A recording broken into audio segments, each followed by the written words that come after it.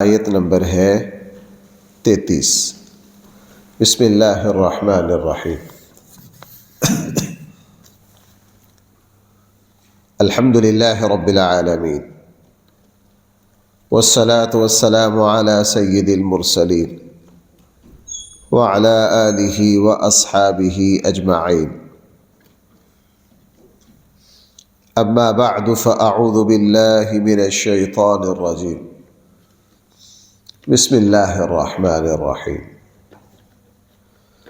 وآیة لهم الأرض المیتة أحییناها وأخرجنا منها حبا فمنه یأکلون وجعلنا فيها جنات من نخیل وأعناب وفجرنا فيها من العیون ليأكلوا من ثمره وما عملته أيديهم أفلا يشكرون سبحان الذي خلق الأزواج كلها مما تنبت الأرض ومن أنفسهم ومما لا يعلمون وآية لهم الليل نسلخ منه النهار فإذا هم مظلمون صدق الله مولانا العظيم۔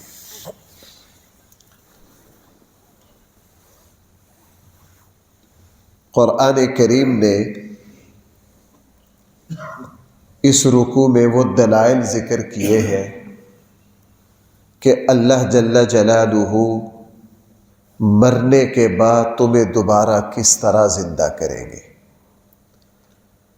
کافروں نے سب سے زیادہ جس چیز کا انکار کیا آج کر رہے ہیں، کفر ہمیشہ سب سے زیادہ جس چیز کو ماننے سے انکار کرتا ہے وہ اللہ کی ذات نہیں ہے بلکہ وہ مرنے کے بعد کی زندگی ہے۔ ہندو اللہ کے ساتھ شرک تو کرتا ہے لیکن اللہ کو تسلیم کرتا ہے، وہ کہتا ہے اصل بھگوان اوپر والا ہے۔ سکھ بھی یہی کہتا ہے، عیسائی بھی اللہ کو مانتے ہیں اگرچہ ان کے کچھ فرقے تثلیث کے قائل ہیں، یہودی بھی اللہ کو مانتے ہیں۔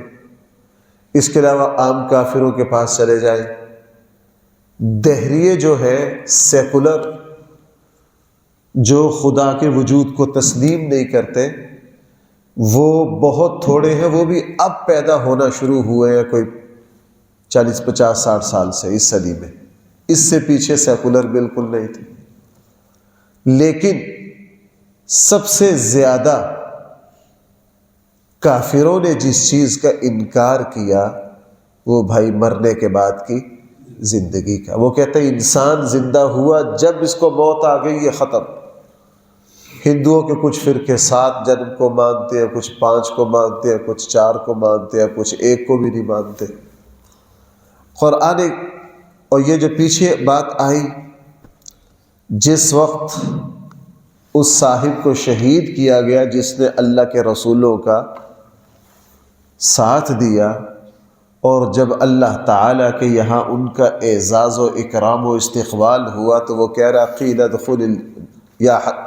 ادخل الجنہ قال یا لیت قومی یعلمون بما غفر لی ربی، کاش میں اپنی قوم کو بتا سکتا کہ میرے اللہ نے میرے ساتھ کن کن انعامات والا معاملہ کیا۔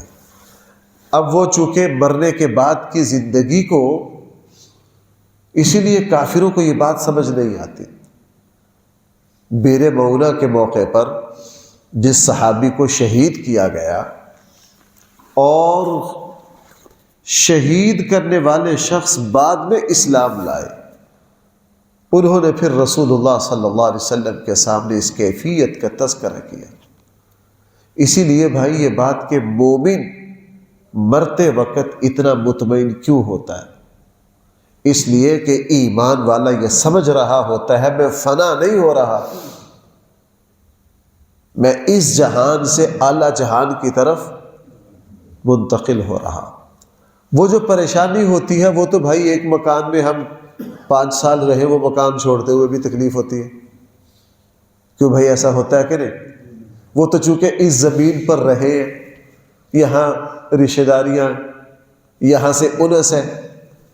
وہ تو انسان جو ہے ایک مکان میں 5 سال رہ لے، اس کو بیچے، اس کو پیسے بھی لے لے، پھر بھی چھوڑتے ہوئے اس کو کیا ہوتی ہے؟ تکلیف ہوتی ہے، چونکہ در و دیوار سے طبیعت مانوس ہو چکی ہوتی ہے۔ لیکن مومن کو ایک خاص قسم کا اطمینان نصیب ہوتا ہے۔ وہ کیا کہ میں فنا نہیں ہو رہا، آگے کی زندگی، اور اللہ تعالیٰ آگے کی چیزیں موت کے وقت سے دکھا دیتے۔ تو یہ جو صحابی ہیں، جب ان کو گرفتار کیا گیا اور ان کے سردار کے سامنے پیش کیا گیا، اور بدبختوں نے بڑی بے دردی سے ان کو شہید کیا، یوں دربار سجا ہوا تھا، ان کے سردار بیٹھے ہوئے تھے، گرفتار کر کے اس صحابی کو جب لے کر گئے، وہ 40 قرہ جن کو دھوکے سے رسول اللہ صلی اللہ علیہ وسلم سے یہ فرمائش کر کر لے گئے تھے کہ آپ اپنے صحابہ میں سے ایک جماعت بھیج دیجئے جو ہمیں دین سکھائے، رسول اللہ صلی اللہ علیہ وسلم نے 40 صحابہ بھیجے، اور ان بدبختوں نے دھوکے سے سب کو شہید کر دیا۔ ان میں سے جو ایک تھے، جب ان کے سردار کے سامنے پیش کیا گیا، وہ سردار سے گفتگو کر رہے ہیں، سردار نے اشارہ کیا، پیچھے سے ایک شخص نے نیزہ مارا، اور اس بے دردی اور شدت کے ساتھ نیزہ مارا کہ ان کے پیچھے سے لگا اور آگے سے آر پار ہو گئے۔ اب اچانک اس شدت کا حملہ، یہ صحابی جیسے ہی گرے، ظاہر ہے ہم تو اس کو لفظوں میں تعبیر نہیں کر سکتے، ان کے آسمان کی طرف دیکھتے ہوئے زبان سے نکلا، فزت ورب الکعبہ، میں کعبہ کے رب کی قسم کھاتا ہوں، اللہ نے مجھے کامیاب کر دیا۔ اور اس اچانک حملے اور اچانک موت میں اتنے مطمئن، جس شخص نے نیزہ مارا تھا وہ کانپ گیا، چونکہ یہ لوگ جنگجو تھے، خونخوار تھے، یہ ایک دوسرے کو قتل کرتے تھے، انہوں نے انسانوں کے آخری لمحات بار بار مشاہدہ کیا ہوا تھا، ان کو پتہ تھا جب کوئی مرتا ہے اس کے اوپر مایوسی کے کس طرح کے بادل چھاتے، انہوں نے انسان کی آخری کیفیتوں کو ملاحظہ کیا ہوا تھا۔ لیکن اس صحابی کو، جس کو اچانک مارا، نیزہ مارا، پیچھے سے مارا، وہ گرے، اور آسمان پر ایک خوشی آئی، آسمان کی طرف دیکھ کر چہرے پر ایک خوشی آئی، اور آسمان کی طرف دیکھتے ہوئے کیا کہ فزت ورب الکعبہ، میں کعبہ کے رب کی قسم کھاتا ہوں میں کامیاب ہو گیا۔ یہ نیزہ مارنے والا، بس اس کے بعد سے اس کا دماغ، یار یہ کیا، میں نے تو ایسے مطمئن لوگ نہیں دیکھے۔ چلتے چلتے چلتے اللہ نے اس کا کفر توڑا، اللہ نے اس کے دل میں انقلاب پیدا کیا، اور پھر یہی قتل کرنے والے ایک دن مدینہ منورہ میں نبی کریم صلی اللہ علیہ وسلم کی خدمت میں حاضر ہوئے اسلام قبول کرنے کے لیے، اور انہوں نے پھر ساری تفصیل نبی کریم صلی اللہ علیہ وسلم کو بتلائی۔ تو میں عرض یہ کرنا چاہتا ہوں کہ آخرت پر مومن کا چونکہ ایمان کامل ہوتا ہے، اس لیے بھائی وہ مرتے وقت کیا ہوتا ہے؟ پرسکون ہوتا ہے، پرسکون ہوتا ہے۔ جتنا آخرت پر ایمان مضبوط اور پختہ ہوگا، یہ دنیا چھوڑتے ہوئے مسلمان کو اس وقت اتنا ہی احساس ہوگا کہ میں فنا نہیں ہو رہا ہوں، میں چھوٹے جہان سے بڑے جہان کی طرف کیا ہو رہا ہوں؟ منتقل ہو رہا ہوں۔ اس لیے میں نے کئی مرتبہ آپ سے بات عرض کی، ہمارے یہاں صحیح لفظ انتقال ہے، بھائی کیا ہے؟ فلاں کا انتقال ہو گیا۔ اسلام کے جو الفاظ ہیں نا، وہ مستقل نظریات کے نمائندہ ہیں، بھائی اس بات کو سمجھنا چاہیے، بڑی اہم بات ہے۔ اسلام کی جو اصطلاحات ہیں، جو الفاظ ہیں، وہ مستقل کیا ہیں؟ اسلامی عقائد کے نمائندہ ہیں۔ صحیح لفظ کیا ہے؟ میں نے آپ کو کئی مرتبہ، میں نے عربوں کے میں جب اعلان سنتا ہوں نا تو وہ بڑے فوتگی کا اعلان وہ بڑے زبردست انداز سے کرتے ہیں، 100% اسلامی عقیدہ کو بیان کرتے ہیں۔ فلان نام لیتے، محمد عبداللہ انتقل الى جوار رحمت اللہ، محمد عبداللہ جو ہے وہ اللہ تعالیٰ کے پڑوس میں اللہ کی رحمت میں منتقل ہو گیا ہے۔ کیا الفاظ بولتے ہیں؟ انتقل الی جوار رحمت اللہ، فلاں اللہ کی رحمت کی طرف منتقل ہو گیا۔ اب اللہ پیدا کیسے کریں گے؟ قرآن کہہ رہا جناب ہماری قدرت کے کرشموں کو دیکھ لو، اگر ان پر غور کرو گے تو یہ بھی تمہیں بات سمجھ آ جائے گی کہ مرنے کے بعد ہم تمہیں کس طرح زندہ کریں گے۔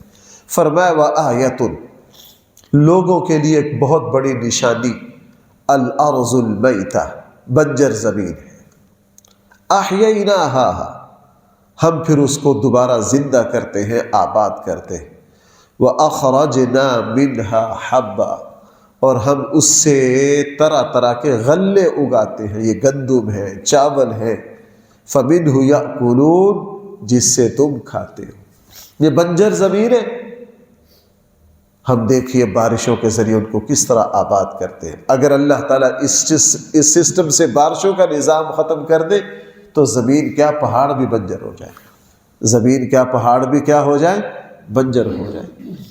فرمایا ہم اس کو زندہ کریں، وَأَخْرَجْنَا مِنْهَا حَبًّا فَمِنْهُ يَأْكُلُونَ، اور ہم اگاتے ہیں پھر اس زمین سے طرح طرح کے غلے جس کو تم کھاتے ہو۔ وَجَعَلْنَا فِيهَا جَنَّاتٍ، اور ہم نے زمین میں طرح طرح کے باغ اگا دیے، من نخیل، کھجور کے، وَأَعْنَابٍ، اور انگور کے، وَفَجَّرْنَا فِيهَا مِنَ الْعُيُونِ، اور ہم نے جاری کر دیے اس زمین میں چشمے۔ فرمایا ہم نے زمین میں طرح طرح کے باغ اگا دیے۔ کوئی کہے گا جناب وہ تو انسان اگاتا ہے۔ بھائی میری بات ذرا سمجھنا، یہ انسان کو مغالتا ہے کہ یہ ہم اگاتے، نہ نہ نہ، انسان صرف اس کے ظاہری اسباب اختیار کرتا ہے۔ یہ زمین نرم کر کے موسم کو دیکھ کر بیج بو کر پانی دے کر آ جاتا ہے، اس سے آگے اس کا بس ہے۔ اس کے بعد اللہ کا غیبی نظام، ہوائیں، گرمی، سردی، سورج، چاند، پورا نظام ایک حرکت کرتا ہے۔ اگر یہ انسان ہی اگاتا ہے، اس کو کہے نا آج کل ذرا یہاں آم اگا کر دکھائے، اس میں پیوند کاریاں کر کے آم ایجاد کر لیا کہ نہیں، اس میں ذائقہ۔ وہ ہمارے یہاں ڈسکا کے دوست ہیں، وہ فیصل آباد زر یونیورسٹی میں ہوتے، ان سے مجھے اس طرح کی معلومات ملتی رہتی۔ کہنے لگے جناب ہم نے وہاں تجربہ کیا، آم سردی میں بہترین آم پیدا ہو گیا، اس میں ذائقہ نہیں آ رہا، اس میں ذائقہ۔ اللہ تعالیٰ دکھاتے ہیں جناب تمہاری حیثیت ایک حد تک ہے، اس سے آگے تمہارے بس کا کام نہیں۔ فرمایا بنجر زمین کو ہم آباد کرتے، اور بھائی بالکل یہی مثال بنجر دل کی ہے۔ یہی مثال کس کی ہے؟ بنجر دل کی ہے۔ اللہ کی شان، بعض لوگ اتنے بنجر ہوتے ہیں لیکن اللہ تعالیٰ ان کے دل کو یوں پلٹتے، وہ کہاں سے کہاں پہنچ جاتے، اور آدمی کا، انسان کا دل بنجر ہوتا ہے، نماز سے، ذکر اللہ سے، قرآن کی تلاوت سے وہ آباد رہتا ہے۔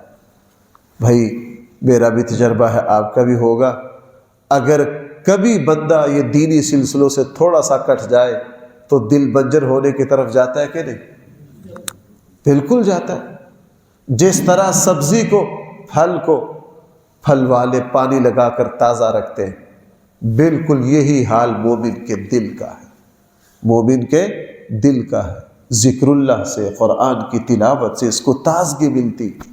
تو اللہ تعالیٰ جس طرح بنجر زمین کو آباد کرتے ہیں، بالکل اسی طرح بنجر زندگی میں کئی دفعہ دیکھا بعض لوگوں کو کہ ان کے پاس بیٹھنے سے، ہمارے بچپن میں ایک ہمارے محلے کے نوجوان تھے، دین سے وہ گھر اتنا دور، کبھی بھی زور لگا لیتے تھے، کلمہ بھی زبان پر نہیں آتا، بعد میں بڑے ہو گئے، کسی دوسرے ملک چلے گئے، وہاں اللہ نے کسی نیک بندے کے ساتھ تعلق جوڑ دیا، ایسا رنگ چڑھا، ایسا رنگ چڑھا، دیکھ کر حیران ہوتے ہیں کہ یار یہ وہی لوگ ہیں۔ تو فرمایا کہ ہم بنجر زمین کو بھی ہم آباد کرتے ہیں اور بنجر دلوں کو بھی ہم آباد کرتے ہیں، لِيَأْكُلُوا مِنْ ثَمَرِهِ، تاکہ تم اس کے پھل میں سے کھاؤ، وَمَا عَمِلَتْهُ أَيْدِيهِمْ، یہ لوگوں کے ہاتھوں نے نہیں کیا، یہ جو پھل تم تک پہنچتے ہیں یہ تمہاری کوئی محنت نہیں ہے، یہ تو کس کی قدرت کا کرشمہ ہے؟ قرآن نے صاف کہہ دیا وما، اسی لیے انسان بھائی یہ جو پیسے لیتا ہے نا چیز کو بیچ کر، یہ اس چیز کی قیمت نہیں ہوتی، اس کے اوپر جو محنت ہوئی ہوتی ہے اس کی قیمت ہوتی ہے، یہ اس چیز کی قیمت۔ حقیقت میں ہم دودھ کے ایک قطرے کی قیمت ادا نہیں کر سکتے، ہم ایک کیلا اور سیب کی قیمت ادا نہیں کر سکتے۔ وہ یار ہمارے یہاں بجلی جو ہے یہ پہنچاتے ہیں، دیکھ لیجئے واپٹا کیا کچھ کرتا ہے، اللہ کا نظام۔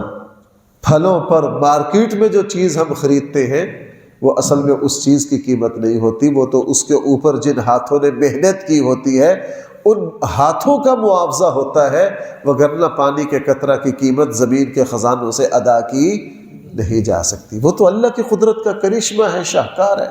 ہاں، اس لیے قرآن نے فرمایا افلا یشکرون، لوگو تم شکر کیوں نہیں کرتے، لوگو تم شکر کیوں نہیں کرتے۔ سبحان الذی، پاک ہے وہ ذات، خلق الازواج کلھا، جس نے پیدا کیے جوڑے تمام چیزوں کے، جس نے جوڑے کے جوڑے پیدا کیے۔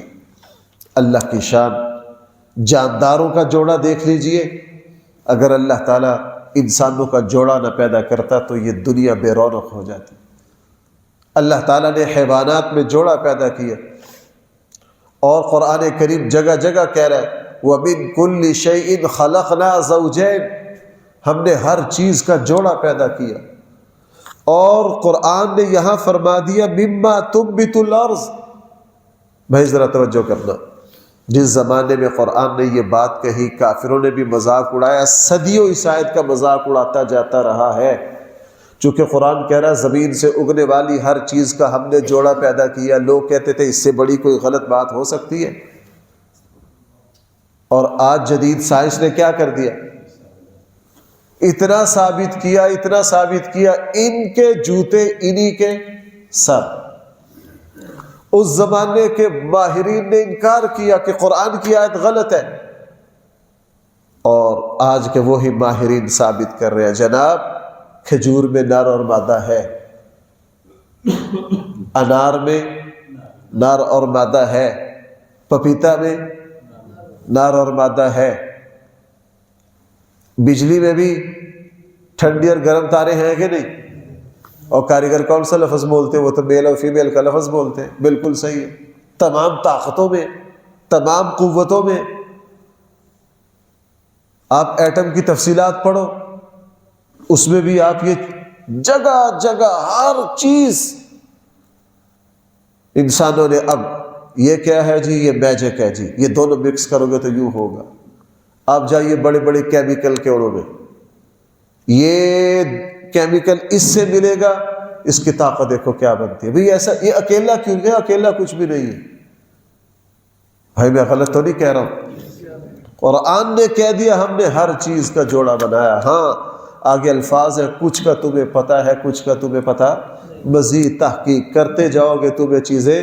اللہ کی شان، کسی کو کیا پتا تھا کہ انار میں بھی نر مادہ ہوتا ہے؟ اللہ نے نر اور مادہ پیدا کیا۔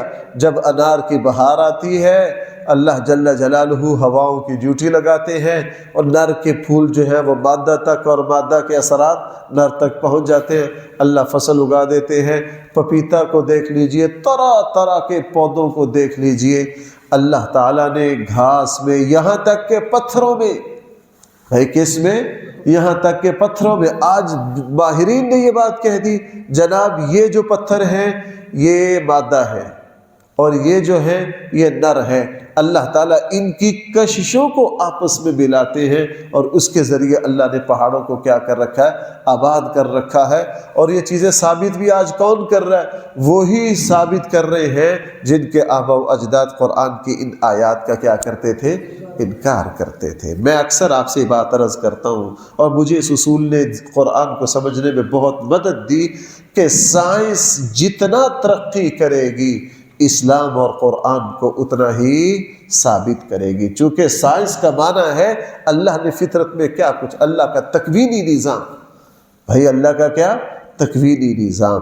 ہاں کبھی کبھار جہاں اشکال پیش آتا ہے وہ اشکال اس لیے پیش آتا ہے کہ اب بہت ساری چیزیں انسان کے علم میں ہوتی نہیں، جیسے جیسے وہ تحقیق آگے بڑھے گی نتیجہ تک وہی بات ثابت ہوگی جس کو اللہ تعالیٰ نے ارشاد فرمایا۔ یہاں فرمایا سبحان، پاک ہے وہ ذات ہر عیب سے، الذی خلق الازواج، جس نے پیدا کیا ہر چیز کا جوڑا، مما تنبت الارض، ان چیزوں میں سے جن کو تم زمین میں اگاتے ہو، ومن انفسہم، اور ہم نے تمہارا بھی جوڑا پیدا کیا۔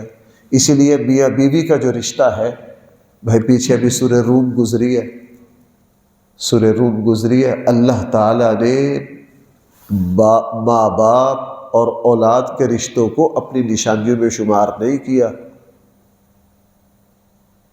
بھائی ذرا غور کرنا میں کیا بات عرض کر رہا ہوں۔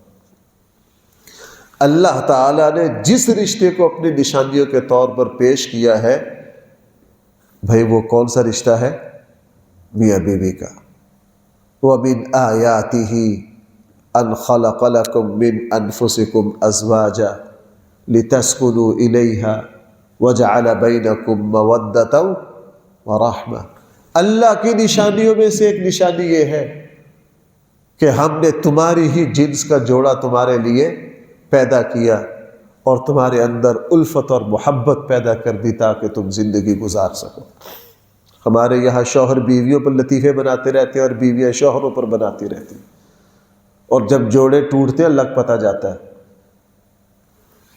میں جس منصب پر بیٹھتا ہوں نا، ہمارے ساتھ لوگ تنہائیوں میں اپنے دکھ درد ہمارے سامنے رکھتے ہیں، ہمیں معاشرے کی جتنی صورتحال کا پتہ ہوتا ہے شاید دوسروں کو نہ پتہ ہو، چونکہ لوگوں کے دکھ درد ہمارے سامنے آتے ہیں، لوگوں کے معاملات ہمارے سامنے آتے ہیں، اس میں کوئی شک نہیں یہ جو میاں بیوی کا جوڑا ہے یہ اللہ کی نشانیوں میں سے، اسی لیے سب سے اکبر الکبائر، خواتین میں جب میرا کہیں بیان ہوتا ہے میں اس موضوع کو بڑی تفصیل سے بیان کرتا ہوں، اکبر الکبائر، بڑے بڑے گناہوں میں سے یہ گناہ ہے جو میاں بیوی کے درمیان تفریق پیدا کرے۔ وہ باپ اللہ کو جواب نہیں دے سکتا کل قیامت والے دن کہ اس کا بیٹا اور بہو بالکل صحیح جا رہے، لیکن والد اس وجہ سے بیٹے کا دماغ خراب کرتا ہے کہ تمہاری بہو میری بات نہیں مانتی، اس بہو کے ذمہ آپ کی بات ماننا ہے نہیں ہے۔ صرف لڑکے کی ماں اس وجہ سے ساری خرابی پیدا کرتی ہے کہ یہ میری بات نہیں مانتی۔ اگر لڑکا لڑکی میاں بیوی صحیح جا رہے ہیں، ماں باپ اس وجہ سے رخنا ڈلواتے ہیں کہ یہ ہماری بات نہیں مانتی، انہوں نے گناہ کبیرہ کیا۔ بھائی انہوں نے کیا کیا؟ گناہ کبیرہ کیا۔ اسلام نے اخلاق کا کہا ہے، بہو کے اوپر ہے نہیں ہے، ہاں وہ اپنے ساس اور سسر کو اللہ نے، اسلام نے ماں باپ ہی کی جگہ رکھا، وہ ماں باپ کی طرح ان کی خدمت کرے، اللہ اس کے اوپر اپنی رحمتوں کے دروازے کھولیں گے۔ اسلام نے بیٹی سے بہو سے یہ کہا ہے کہ یہ ان کی کیا کرے، لازم نہیں ہے۔ بھئی آپ میری بات سن رہے ہیں، میں آپ کے پاس آتا ہوں، آپ مجھے عزت سے پیش آتے ہیں، مجھے چائے پلاتے ہیں، یہ آپ پر لازم ہے؟ نہیں، اخلاقیات ہیں، اللہ اس سے راضی ہوتے ہیں، یہ عبادت ہے۔ لیکن اس وجہ سے میرے پاس جتنے رشتے جھگڑے آتے ہیں نا، 100 میں سے 50% جھگڑے وہ ہوتے ہیں کہ میاں بیوی کو اگر اکیلا کر دیا جائے یہ چل لیں گے، کوئی نہ کوئی رشتہ دار درمیان میں ٹانگ اڑا رہا ہوتا ہے۔ یہ اکبر الکبائر ہے۔ میرے زندگی میں بہت کم دیکھے، میرے زندگی میں الحمدللہ ایسے اعلیٰ لوگ دیکھے، بیٹے کی شادی کی، ان کی وجہ سے خرابی آئی، جیسے احساس ہوا تو سسر نے اپنی بیوی سے کہا کہ دیکھ ہماری وجہ سے یہ بچے ٹھیک نہیں چل پا رہے، کوئی بات نہیں، ان کو کہا بھائی آپ اپنا گھر چلاؤ، یہ لو الگ مکان لے لو، ہماری وجہ سے اپنا گھر نہ خراب کرو، ہماری وجہ سے۔ اور لڑکے کا والد اور والدہ بالکل الگ ہو گئے، انہیں کہا بھائی تم اپنی زندگی گزارو، اور اس کا نتیجہ کیا ہوا؟ اللہ نے گھر بھی چلا دیا اور بعد میں دلوں میں نرمی بھی اللہ نے پیدا کر دی۔ تو بات میں یہ عرض کر رہا تھا کہ کوئی رشتہ اللہ نے اپنی نشانیوں میں شامل نہیں کیا۔ اللہ تعالیٰ کی بڑی بڑی نشانیوں میں سے کیا ہے؟ میاں بیوی کا رشتہ، جس کو قرآن یہاں کہہ رہا ہے وَمِنْ أَنفُسِهِمْ، ہم نے تمہارے ہی جن سے کیا پیدا کیا ہے؟ جوڑا پیدا کیا ہے۔ آگے فرما دیے وَمِمَّا لَا يَعْلَمُونَ، اور بہت سے جوڑے ایسے ہیں جن کو ابھی تم جانتے، تحقیق کرتے رہو پتہ چل جائے گا تمہیں۔ تم تو ابھی پانی کی قسموں میں بھی جوڑے تمہیں سمجھ آ جائیں گے، تمہیں پہاڑوں میں بھی سمجھ آ جائیں گے، تمہیں پودوں میں بھی ابھی بہت کچھ سمجھ آنا ہے، پودوں میں بھی ابھی کیا آنا ہے، بلکہ آگے بڑھ کر ابھی تو ماشاءاللہ کہتے ہیں فضا کی شعاؤں میں یہ جو شعائیں ہیں یہ بھی میل اور فیمیل ہے۔ میں کہا جناب جاؤ ہاں اور آگے، قرآن اپنے آپ کو منوا کے چھوڑے گا، قرآن کریم کیا کرے گا؟ اپنے آپ کو منوا کر چھوڑے گا۔ اللہ تعالیٰ مجھے اور آپ کو صحیح سمجھ عطا فرمائے۔ الحمدللہ رب العالمین، والصلاة والسلام علی سید المرسلین وعلى آله وأصحابه أجمعين۔ ربنا آتنا في الدنيا حسنة وفي الآخرة حسنة وقنا عذاب النار۔ صلى الله تعالى على خير خلقه سيدنا مولانا محمد وآله وأصحابه أجمعين برحمتك يا أرحم الراحمين۔